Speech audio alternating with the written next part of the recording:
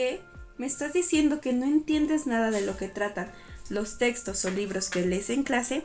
Bueno, acompáñame en este video para poder comprenderlos y poder desarrollar un pensamiento crítico de los mismos.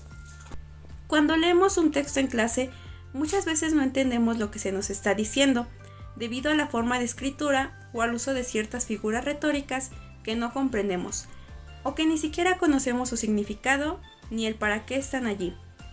Es por eso que es importante aprender a identificar lo que engloba la escritura de los textos que leemos y poder entender su propósito, para que en base a los datos recabados formemos una opinión y seamos más racionales acerca de la información que se nos presenta. Al leer un texto debemos tomar en cuenta los elementos y características de los modelos de análisis propuestos por Fernando Lázaro Carreter y Evaristo Correa Calderón. No te preocupes, solamente son 6 fases que te ayudarán a comprender un poco mejor el texto y en base a ello podrás armar un comentario crítico expresando de manera correcta lo que nos quiere decir. Acompáñame a conocerlos. La lectura comprensiva. Hay que leer el texto cuantas veces sean necesarias hasta comprender. Es indispensable tener un buen diccionario a la mano para consultar aquellas palabras cuyo significado no tengamos muy claro. En este apartado hacemos referencia al autor del texto, su estilo, el movimiento literario en el que se escribe, buscar con qué intención el autor escribió el texto, su composición, su estructura y cómo está ordenado, el mensaje que nos quiere transmitir sobre la composición interna, de qué trata cada párrafo que se está leyendo, sacando de allí ideas principales y secundarias, figuras retóricas, llegando a una conclusión donde realizaremos una opinión con lo que interpretamos y lo que nos quiere transmitir el autor. Todo esto hace que podamos identificar y comprender mucho más a profundidad el tema. Aún así, podemos utilizar más recursos al momento de leer un texto y poder dar una opinión en base a lo que se comprende. Recuerda que es más fácil entender el contenido de un tema si sabemos a qué tipo de género literario pertenece. Por si no lo recuerdas, los textos se dividen en narrativos, líricos, dramáticos y uno nuevo que refiere al didáctico. A su vez, esos tienen subgéneros. Saber cuál es el tipo de narrador nos ayudará a entender en qué persona está escrito y los pronombres que debemos utilizar, pues si utilizamos el narrador en primera persona, el pronombre a utilizar deberá ser yo para el singular y nosotros para el plural. En segunda persona será tú para el plural y ustedes para el singular. Y en una tercera persona será él y ella para el singular y ellos y ellas para el plural. Para entender lo que el autor nos quiere decir, utilizamos el nivel morfosintáctico. Te preguntarás, ¿esto qué significa?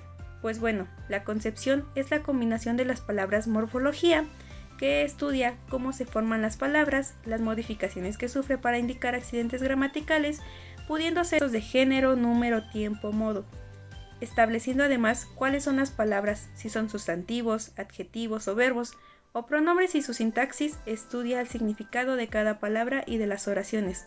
De igual forma, a través de la morfosintaxis se puede transmitir la emoción y significado que van más allá de lo meramente literal del lenguaje. En el nivel morfosintáctico podemos entender o deducir lo que el autor quiso expresarnos, especialmente cuando omite o hace uso de la elipsis. Ahora te estarás preguntando, ¿qué es una figura retórica? Pues bueno, las figuras retóricas son los recursos literarios indispensables para crear narraciones únicas, originales y con un estilo propio. Gracias a ellas podemos dotar a los relatos de expresividad y transmitir con ellas sentimientos y emociones.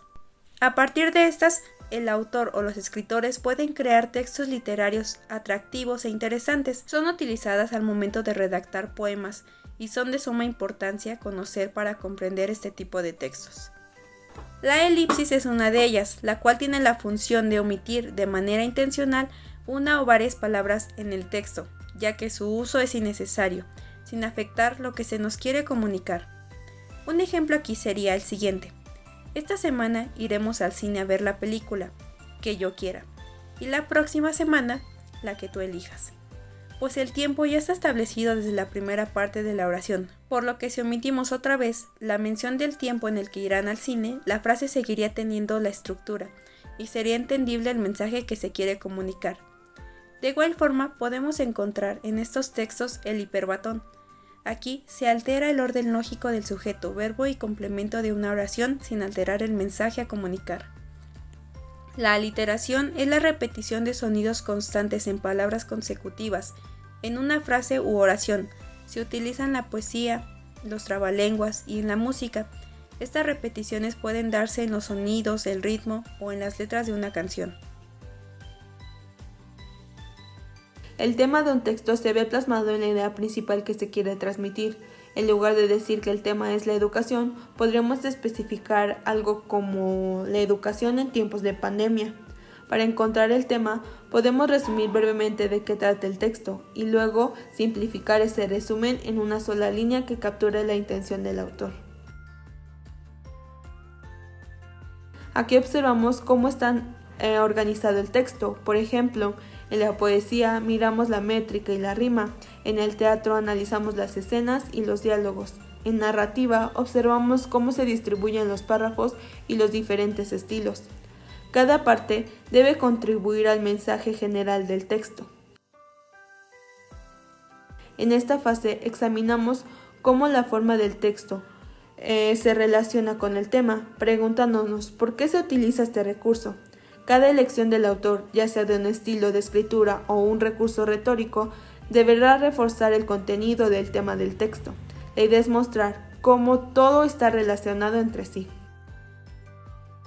En la conclusión, en lugar de decirnos si nos gustó o no, podemos hacer un resumen de lo que hemos observado. Podemos hablar sobre la relevancia del texto o su originalidad, su estilo, eligiendo los criterios más importantes dentro del texto. En un salón de clases es fundamental que las y los estudiantes aprendan a identificar los elementos clave de un texto y sus características. Comprender lo que leemos nos permite recuperar e identificar las ideas principales, facilitando así nuestro entendimiento. Esto mejora nuestra capacidad para seleccionar ideas útiles y formar opiniones propias y fundamentadas. Desarrollar el hábito de la lectura es esencial para enriquecer nuestras vidas y ampliar nuestro conocimiento. Conocer a fondo lo que leemos nos ayuda a establecer conexiones más profundas, a comprender los matices y apreciar la intención del autor. Al profundizar en los contenidos, no solo disfrutamos más de la lectura, sino que también cultivamos un pensamiento crítico que nos beneficia en diversas áreas. Cada libro se convierte en una oportunidad para aprender, reflexionar y crecer.